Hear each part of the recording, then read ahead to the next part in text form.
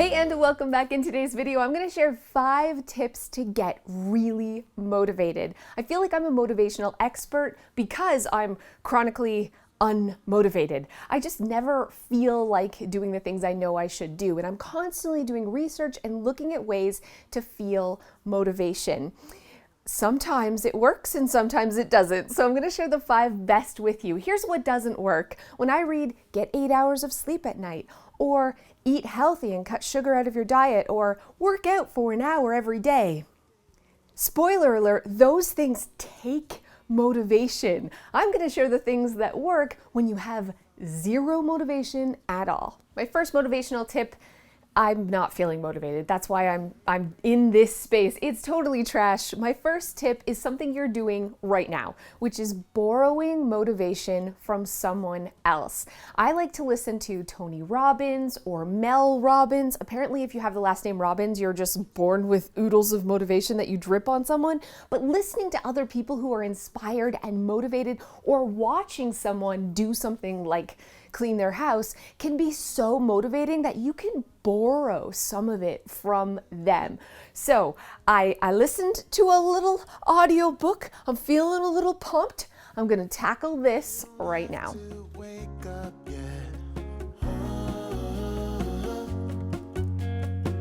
We can spend all day in bed. I'll put the TV in the room. We'll have a Netflix marathon. Kenny G saxophone. We'll order in a bunch of food. I'll put your favorite music on all the way baritone. So I've been putting off putting everything back in this room. I tore it apart to make a little Instagram post, and it only took like 5 minutes to put it back together. I don't know why I was waiting. Yay for motivation. Let's move on.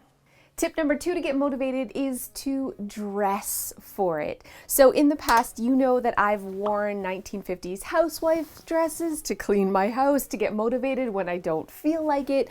I've also worn aprons. You can just put on an apron and instantly get in the mood and feel motivated to start baking or cleaning or doing something in your house. But the simplest way to dress for motivation is just to put on a pair of running shoes. I know this sounds really weird. I don't know what it is. It doesn't matter if they're dirty, just wipe the bottoms, put on your running shoes right now, and instantly feel motivated. My laundry room feels a little neglected. It's not terrible, but I just never feel motivated to tackle this space. So I'm gonna do it right now. I'm just gonna spend a few minutes, tidy it up, and give it a quick clean. Can I tell you what's been on my mind? Sick and tired of the 9 to 5 in the city life. Hey darling, we could get out of town, see the beautiful world around, wanna see it now. Pack our bags and get in that car. Leave a little note and we'll drive real far. Let's get So this room was dirtier than I thought, but it's done. It didn't take long. I'm feeling the motivation starting to come, you guys. Let's move on to the next tip. The third motivating tip is my favorite, and the one honestly I use all the time, and that is distract yourself from the crappiness of the chore that it is you have to do. And so a lot of people love to listen to upbeat music, but my go-to is putting on an audiobook, popping in my AirPods, and just listening to a book. It shuts your brain off. It's great if you have ADHD, and it really does motivate you to get up and start moving. Before you know it, you're so into the book or the song or the podcast, you don't even realize how much you've accomplished. I'm changing Milo's sheets today because they smell bad. Sorry, Milo, but they do. And usually he's in charge of cleaning his room. It's always pretty tidy, but I'm just gonna give it a quick clean while I'm at it. leave a little note and we'll drive real far. Let's get out, we can leave this city. Let's drive to the open air. Yeah, the countryside is so pretty, with the wind blowing in your hair. We can look back someday, baby, don't you understand?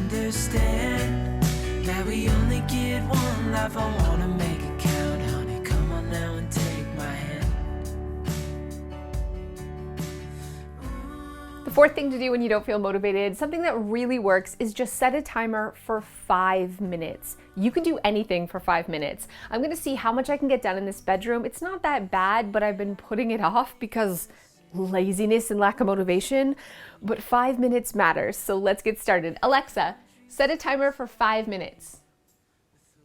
5 minutes, starting now. Go. Okay. When we wake, hear the birds and see the sun. Side by side our fears are done. Oh, the good times just begun.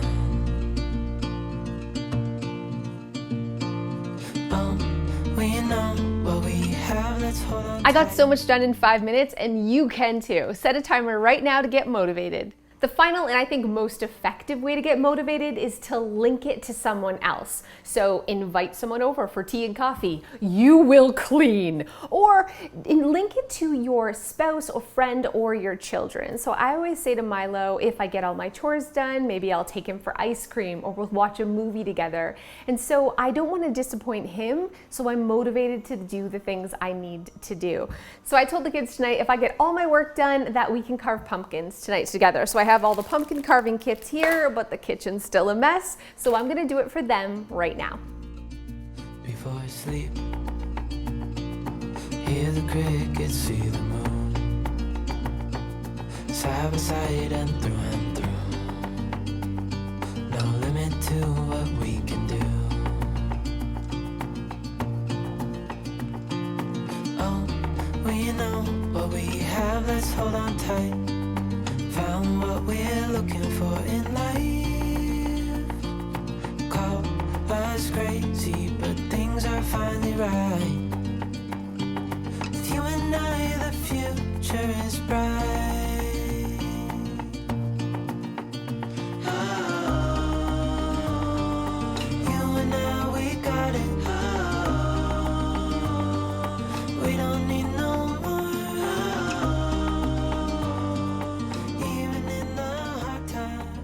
So the kitchen is clean, I'm ready for tonight. I'm feeling really good. I was so unmotivated today. Not only did I clean the house, I made a video. I'm winning at life, you know what I'm saying? So if you're feeling unmotivated, try any of these 5 motivational tips. I promise they work. I'll see you guys next time.